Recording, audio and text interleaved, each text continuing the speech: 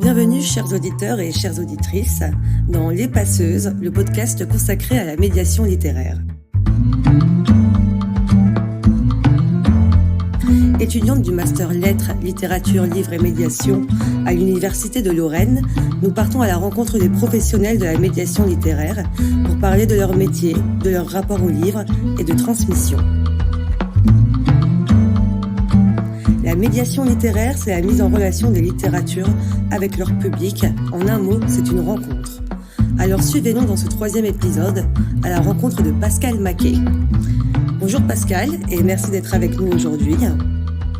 Pour débuter cet épisode et afin d'apprendre à mieux te connaître, peux-tu nous dire quelle a été la lecture qui t'a marqué durant ton enfance ?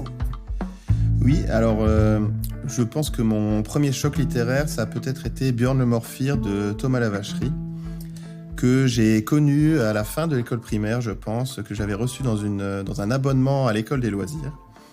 Et donc en fait, c'est un roman à la fois sous forme d'épopée et à la fois sous forme de huis clos, ce qui peut paraître assez paradoxal, mais en fait, ça fonctionne assez bien, où on va suivre un jeune garçon qui est qualifié de faiblard, qui se retrouve enfermé avec sa famille dans leur maison parce que la neige recouvre complètement leur maison.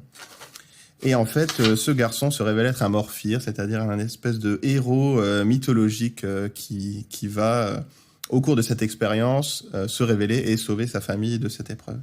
Et en fait, donc c'est un roman que j'ai adoré lire, je pense vers la fin de l'école primaire. Et le deuxième choc, ça a été de découvrir qu'en fait, ce n'était pas un roman unique, mais qu'il faisait partie d'une série quand je suis arrivé au collège, au CDI du collège, et que j'ai vu que ça se poursuivait avec 2 cycles. Un cycle qui s'appelle Björn aux enfers, où il va partir explorer les enfers, donc typiquement style épopée, et un 3e cycle, Björn aux armées, où là, il va être question du destin militaire de Björn après être revenu des enfers. Oui, donc c'était un peu une mine au trésor quand t'es arrivé au CDI finalement. Absolument, oui. Ok. Afin de revenir sur ton parcours en quelques mots, tu as suivi, comme nous, la même formation, c'est-à-dire celle du master littérature, livres et médiation, à la différence que toi, tu as effectué cette formation en parcours recherche et non en parcours professionnalisant. Afin d'éclairer un peu plus nos auditeurs et auditrices, peux-tu revenir sur la différenciation entre un parcours recherche et un parcours professionnalisant ? Oui, bien sûr. Alors, les principales différences sont liées aux méthodes de validation de la fin du master. Donc en parcours pro, si je ne me trompe pas, vous validez votre master à l'issue d'un stage directement lié avec le monde professionnel, qui peut être un stage en bibliothèque, en librairie, en festival, un stage est associé avec un projet que vous réalisez en groupe et un projet qui se concrétise. Et il me semble que là, le podcast qu'on est en train d'enregistrer, justement, fait partie d'un projet que vous organisez dans le cadre de votre formation. En parcours recherche, on n'a ni stage ni projet, mais on a un mémoire de recherche, donc une recherche sur laquelle on travaille et qui donne lieu à un mémoire, une rédaction d'un mémoire, et également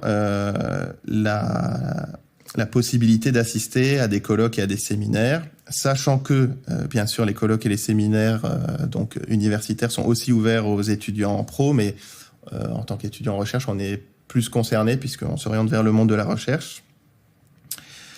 Ce qui est important de savoir aussi, c'est que malgré tout, il est possible pour les étudiants de recherche de faire un stage, ce qui a été mon cas par exemple. Donc, il y a une certaine porosité entre les différentes parties du master.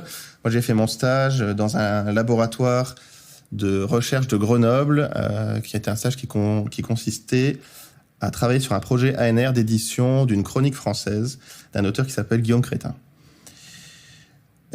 Sinon, les autres différences sont qu'il y a quelques cours qui diffèrent, mais globalement, on suit une majorité de cours communs entre pro et recherche. Et donc, en fait, le master, dans les 2 cas, pose les questions de la médiation. C'est-à-dire que, à la fois pour les étudiants en pro, mais aussi pour les étudiants en recherche, il y a une thématique commune qui se retrouve dans les cours, qui sont ceux de la médiation. Ok, super. Merci Pascal. Et puis, petite question te concernant. A-t-il été évident pour toi, dès le départ, de te diriger plus vers un parcours recherche ? Et si oui, qu'est-ce qui t'a attiré dans le parcours recherche et t'a amené à ce choix d'orientation ? Alors, non, ça n'a pas forcément été évident. J'avais un intérêt pour la recherche, j'avais envie de faire un mémoire, mais ce qui m'inquiétait, c'était les débouchés liés à la recherche. Je me disais que ça aurait pu éventuellement être plus prudent de m'orienter vers un parcours pro pour cette question des débouchés. Donc finalement, je me suis laissé le premier semestre de master, donc bon, ça c'est une possibilité. Je me suis laissé le premier semestre de master pour réfléchir et j'ai pris la décision de faire le pari de m'orienter vers la recherche. Mais ça n'a pas forcément été évident à la base. Ok, d'accord.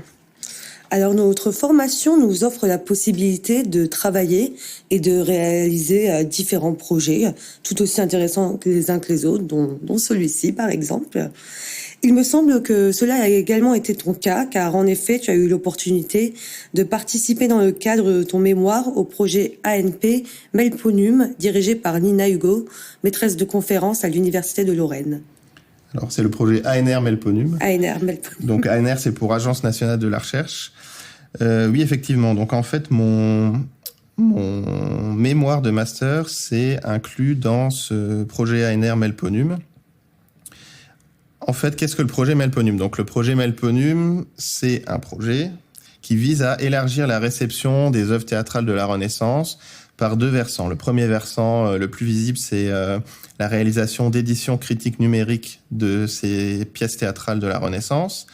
Et le deuxième versant, c'est un programme de médiation scientifique autour de ces éditions pour les faire connaître, donc notamment l'organisation de colloques, de journées d'études, de séminaires et l'invitation dans ces événements d'artistes, metteurs en scène, acteurs qui vont faire des représentations d'extraits ou de pièces complètes de ce corpus théâtral de la Renaissance.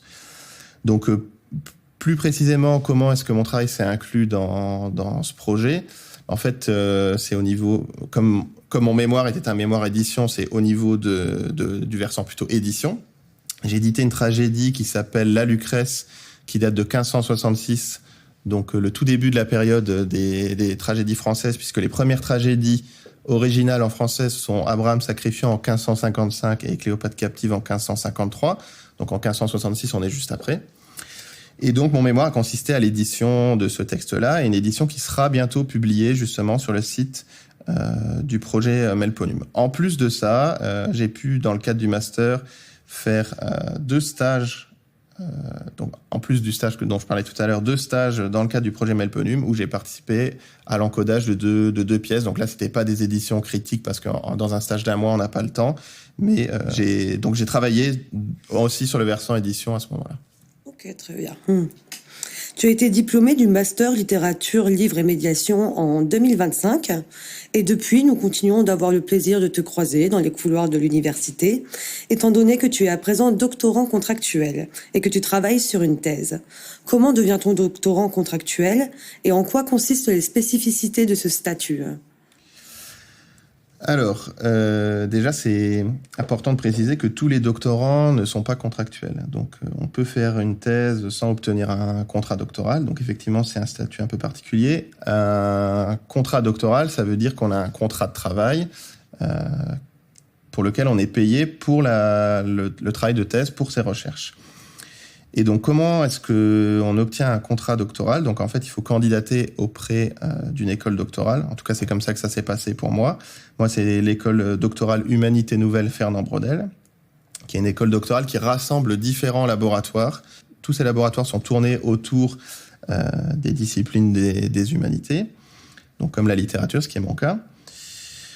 Et donc, ça se passe en plusieurs temps. D'abord, il y a un dépôt d'un dossier écrit au sein d'un laboratoire qui va accepter ou non ce dossier. Moi, ça a été le laboratoire écriture avec un S.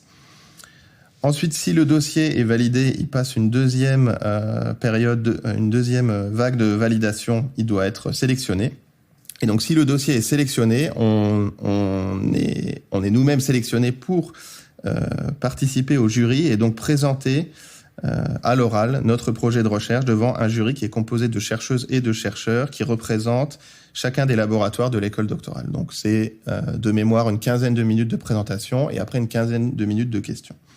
Et donc à l'issue de ce jury, on est soit sélectionné pour obtenir le contrat doctoral, soit pas. Moi, j'ai eu la chance d'être sélectionné, donc d'obtenir le contrat doctoral. Ce qui veut dire que je suis financé pour ma thèse, que je n'ai pas besoin d'avoir une autre source de financement à côté, que je n'ai pas besoin de travailler à côté. Donc, ce qui est un vrai confort pour pouvoir se concentrer exclusivement à ces recherches. Alors, comme évoqué précédemment, en tant que doctorant contractuel, tu travailles donc sur une thèse. Quel est le sujet de ta thèse et où en es-tu dans l'avancement de celle-ci? Alors, mon sujet de thèse s'intitule « La pastorale dramatique humaniste, distance idyllique et schème tragique ». Bon, ça n'apparaît... En quoi ça consiste, ça n'apparaît pas forcément clairement, simplement avec le titre. Donc en fait, mon sujet consiste à m'intéresser à un genre théâtral qui s'appelle la pastorale dramatique, parce que la pastorale n'existe pas que au théâtre. Par exemple, il y a des romans pastoraux. Et humaniste, parce que je m'intéresse à la première génération de pastorale française qui se situe dans la deuxième moitié du XVIe siècle et les toutes premières années du XVIIe. Qu'est-ce qu'une pastorale dramatique? Donc, c'est une pièce qui met en scène notamment des bergers et des bergères, d'où pastorale, et dont la thématique principale est l'amour. Donc, c'est des bergers et des bergères qui vont parler d'amour, et notamment des histoires d'amour contrarié entre bergers et bergères. Mon sujet consiste à étudier ce genre théâtral-là, mais pourquoi distance idyllique et schème tragique? En fait, mon angle d'approche de ce corpus-là, c'est de postuler que la pastorale se construit sur le modèle au XVIe, la pastorale au XVIe siècle se construit sur le modèle de la tragédie.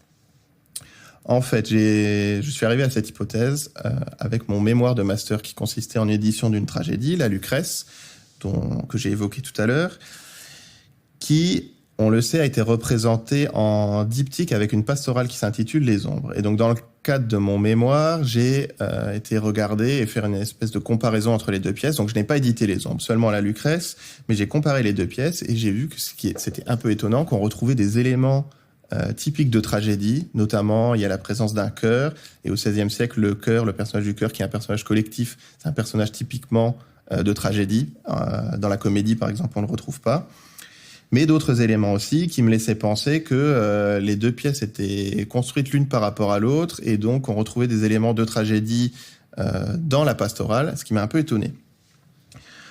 Ensuite, j'ai été lire d'autres pastorales par curiosité, notamment une qui s'appelle Athlète, qui a été publiée en 1585, si je ne me trompe pas, d'un auteur qui s'appelle Nicolas de Montreux, qui a été publié sous pseudonyme de Olénix du Mont-Sacré, mais c'est Nicolas de Montreux. Et dans cette pastorale aussi, j'ai retrouvé des constructions typiquement tragiques. En fait, j'avais l'impression de lire une tragédie, mais un petit peu différente, parce que c'est des bergers et qu'à la fin, ça se termine bien. Mais j'ai retrouvé des éléments typiquement tragiques. Et donc, ce que j'ai postulé, mon hypothèse de travail, c'est que les dramaturges, quand ils écrivent des pastorales, sachant que les premières pastorales, c'est à peu près 20 ans après les premières tragédies, ils utilisent le modèle de la tragédie. Donc, pour l'instant, c'est seulement une hypothèse de recherche. Donc, le but de mon travail, c'est soit de la confirmer, soit de l'infirmer. Mais voilà pour mon sujet de thèse. Et où j'en suis, c'est vrai qu'il y avait cette deuxième partie de la question.